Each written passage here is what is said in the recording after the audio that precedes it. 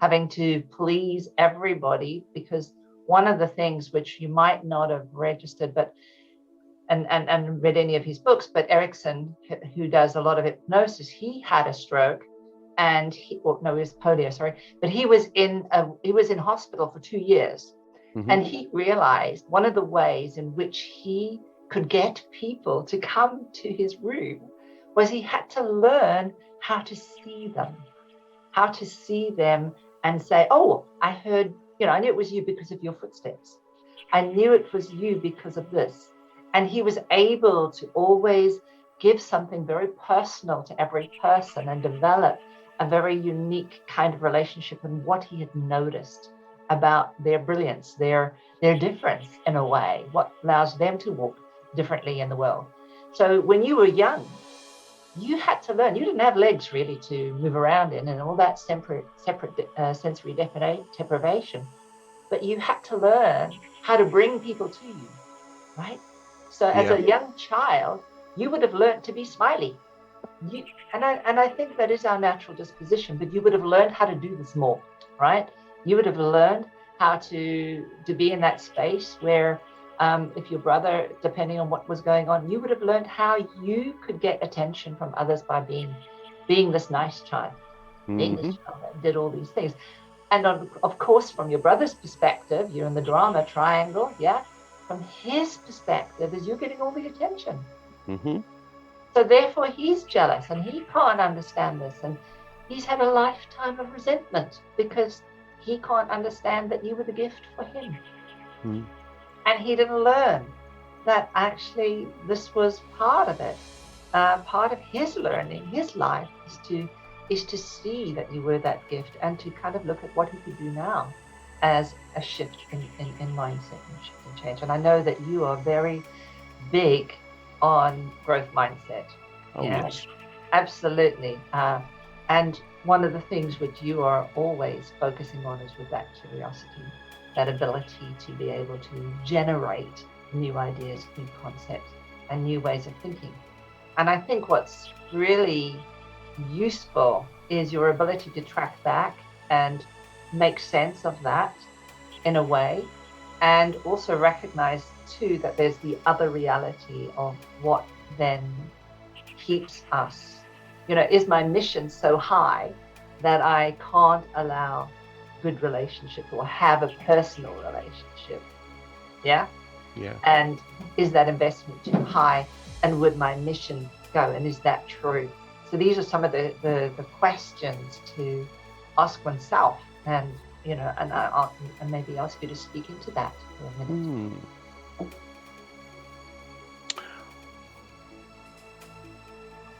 Okay, so the first relationship I had was when I had my motorbikes, and it was the daughter of another woman who rode up there, and so she was a biker, and I had that relationship for about 4 months or so before I had my motorcycle accident.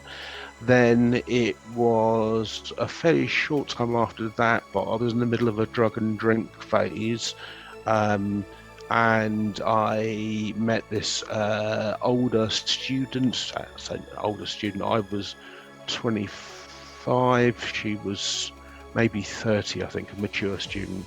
And as I started to clear my head from massive drug and drink abuse, I became harshly aware of the inequity, insofar as I had a company car, I was getting paid 55 grand a year, this, that, and the other, and she was a student, a penniless student. And so the imbalance, the inequality, I couldn't deal with it. It was freaking me out, and I had to break up with her, and I was crying while I was doing it. And then it was 15 years until the next relationship was the girl I proposed to, got engaged to for a very brief time.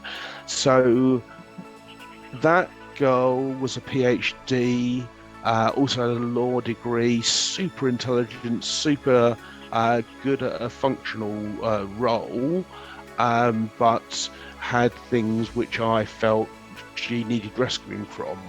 And so that was when I learned that intelligence as it's measured in our society today does not equate to what I call intelligence. And so I need to respect the energy and the effort of a person. I need them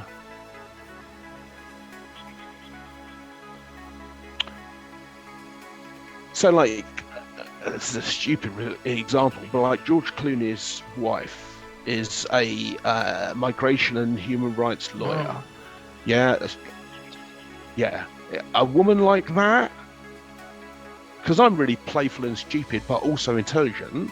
So a woman who's really good, intelligent like that, and it's not the intelligence of getting the law degree, but it's the psychology of using that for the help of people that are at the bottom of our society, that chimes with me, the needs of the many.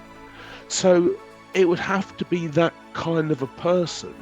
And they're not the people I meet, generally. I meet loads of really lovely people, and for them, life is fairly fixed. They only really see the path they're on as the path that's available.